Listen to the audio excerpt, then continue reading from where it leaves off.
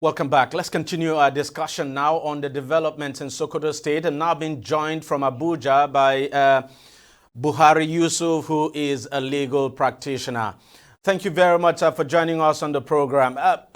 What exactly, how would you describe what is going on in Sokoto State? Do you think the Sultan's position is under threat? Well, I don't think the Sultan position is under any threat. But I think certain realities are setting in now that the traditional rulers ought to appreciate the limitation of their powers. And of course, they cannot be spared of the reforms that are going on in all the facets of our political transactions and transitions. Therefore, the case is not treated in isolation. A lot of us envisage this kind of political combustible reaction, typical of democratic practice, where interrogation is always elicited to make sure that the Department of Governance are properly fixed. So I expect more eruptions will come. I expect this kind of interrogations to continue because it's a contestation between a sovereign authority and then a residue of it that are normally nominated or appointed by the sovereign authority. And sometimes the traditional institutions hardly appreciate their limitations. And I think if you remember very well, 1976, the reforms that were done under the military regime to make sure that the traditional institutions were properly situated started in Sokoto. And who did it? The late Sultan of Sokoto, Desuki, if you can remember. And part of these reforms were the streamlining of traditional institutional functions outside of the normal political authority. If you recall too, before 1804 and those jihad, we had traditional rulers. But after it, then we had, after the 1804 revolution, jihad, they become more like religious leaders. But unfortunately, they receded to that position of being traditional rulers, losing all the gravitas and losing all the religious, efficacies that were with the religious leaders. So now they are traditional rulers. And of course, the Constitution did not give them any cover. And of course, we don't expect the Constitution to give them any cover because they are not product of a popular mandate. So let me just get this straight, Barrister. Let me get this straight. So it's like we're dealing. What you're saying is that we're dealing with a situation where it would appear that some of these traditional rulers or leaders, if you like,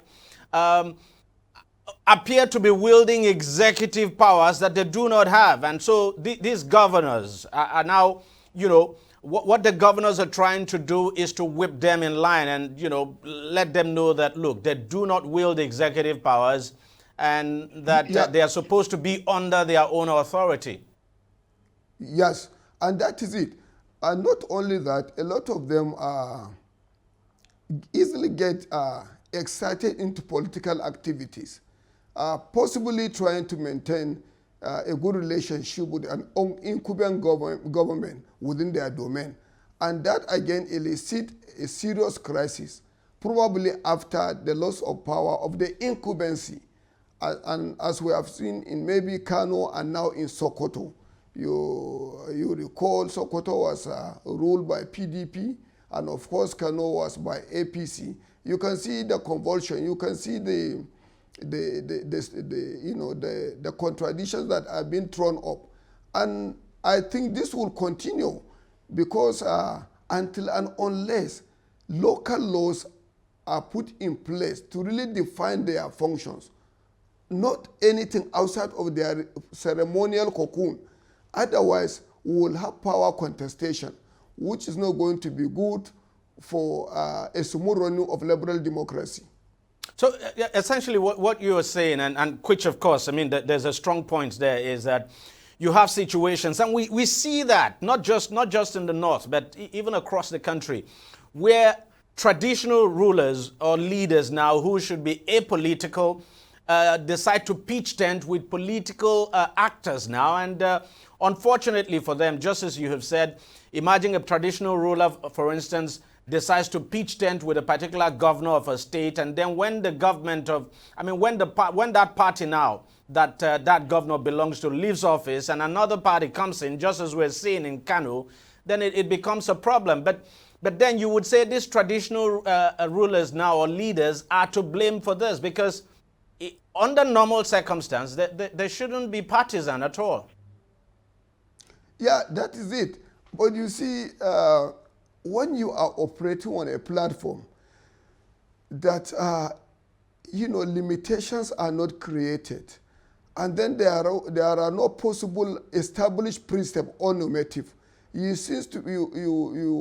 possibility of you straying away is always apparent. And that's exactly what is going on. And like I said at the beginning, we should expect more of this kind of crisis unless and until the traditional rulers begin to rein on themselves that, look, there is a serious change. And if you remember, even during the military government, there was this kind of mistake and certain missteps. If you remember too, that was part of the reason why the Suki, the former Sultan of Sokoto, was removed, and some other traditional rulers. So, and this recourse to going to court will not solve the problem. I think there should be a conversation that will establish an acceptable relationship, how it's going to be. And nothing more than total subordination of the traditional institution under the executive democratic leadership, because they are not elected. I want you to remember this. They are not elected, and therefore they don't have any sovereign authority attached to their function and existence. So they operate at the mercy of, in most cases, local government chairmen, not even state government. Most of these are emirs, and the rest of them are, employees of local government, though they are public servants. So you see, I think we need to understand. I don't want the interest shown in most cases, sometimes by the federal government, in this kind of issues, like the one in Kano. And when the vice president was talking about the one in Sokoto too, and I think he was a little bit excited. If I were him, if I had anything to say, I would have called the governor or anybody that is responsible to discuss this issue with him, because at the federal level and in this our heavily guided federalism, I think the federal government will have a little to do with the activities of traditional rulers way down in either local government or in state. But let me ask you this. Don't you think these traditional leaders too are somehow stuck between, a rock and a hard place? When you consider the fact that most times when these governors come into office, they demand complete loyalty from these traditional rulers. And these governors would not be there for more than 2 terms of 8 years. So when they leave, it then becomes a problem too for these traditional rulers now, or leaders, when a new government comes in. And if they do not show loyalty to these governors, then they might find themselves in trouble. Well, you can, I think,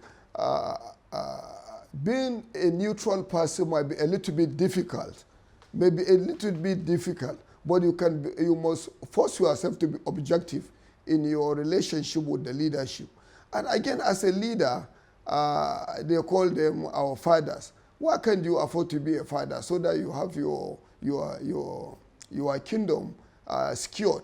Otherwise, this problem, like I told you, you will be hearing is going to be a required decimal in our political practice and what have you. And might be, as it is today in UK, they begin to question the relevance of their traditional institution in their activities, in their democratic activities, being a liberal democracy too. And when people are talking for a constitutional amendment or review to give them a role or a function, I think that would be serious contradiction. And I think this will also, highlight and exacerbate the tension more than what we are experiencing now. Because you can see it. A deputy governor and a governor, in most cases, hardly have good relationship. These are people that share almost a legitimate, aspiration, and they are protected by the constitution. But yes, sometimes now to talk of a local administration being reflected in our constitution and maybe given a function that will look like a dual function between him and executive governor, there will be crisis.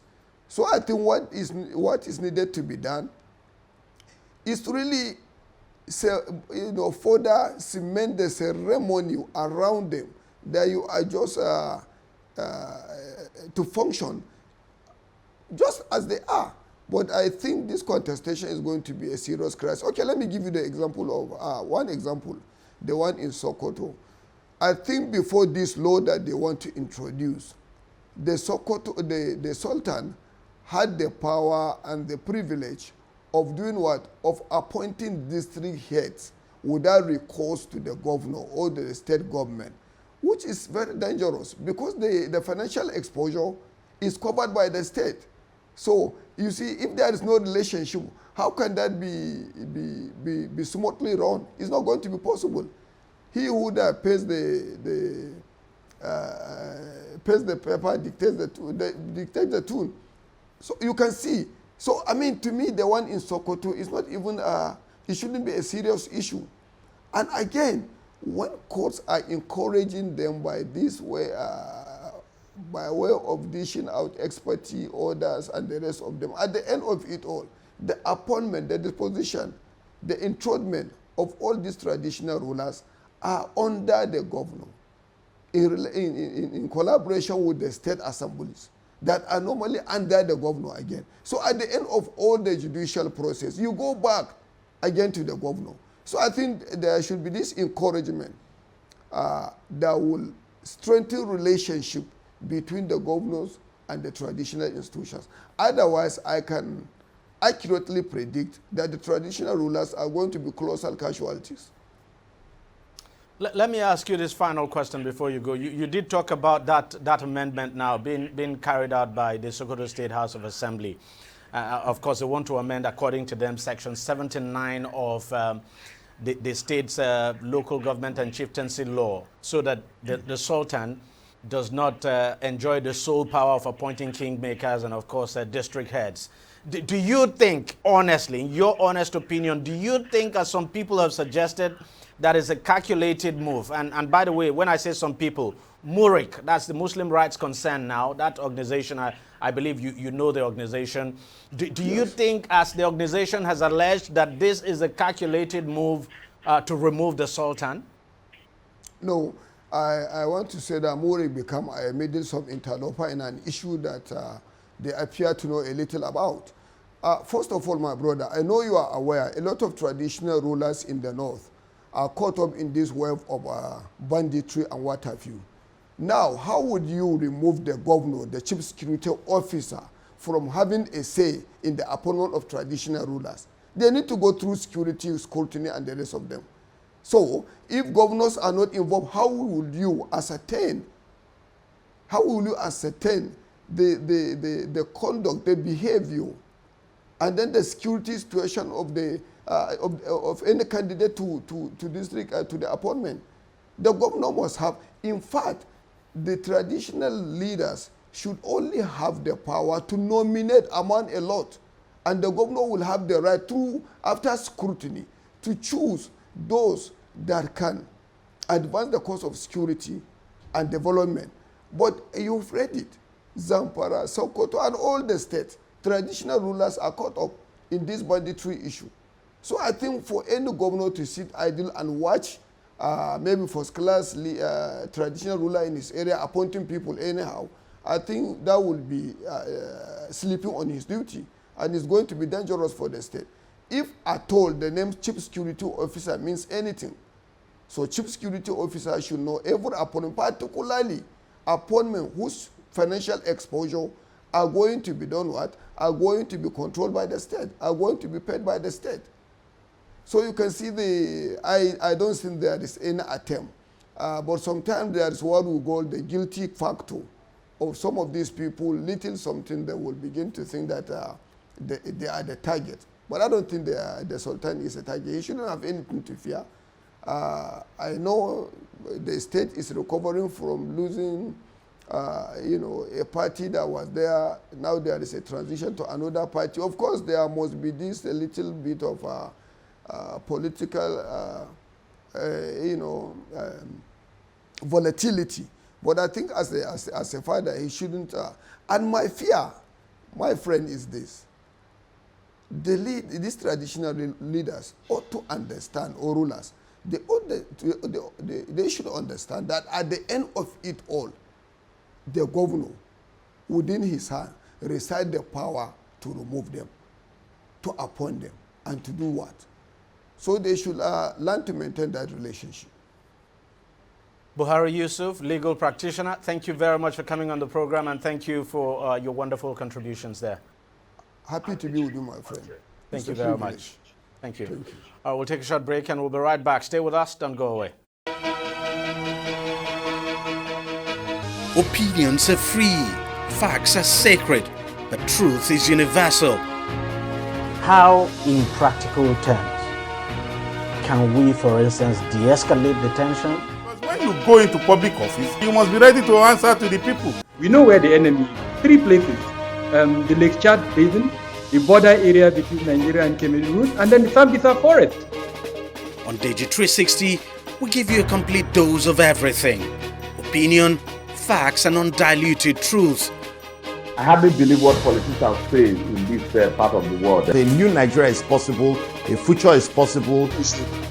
We delve into the issues, dissect it so that you can understand it, use it to take action. I don't think there's any need for any governor to look for grant for ranching. DEJI360, dissecting the issues.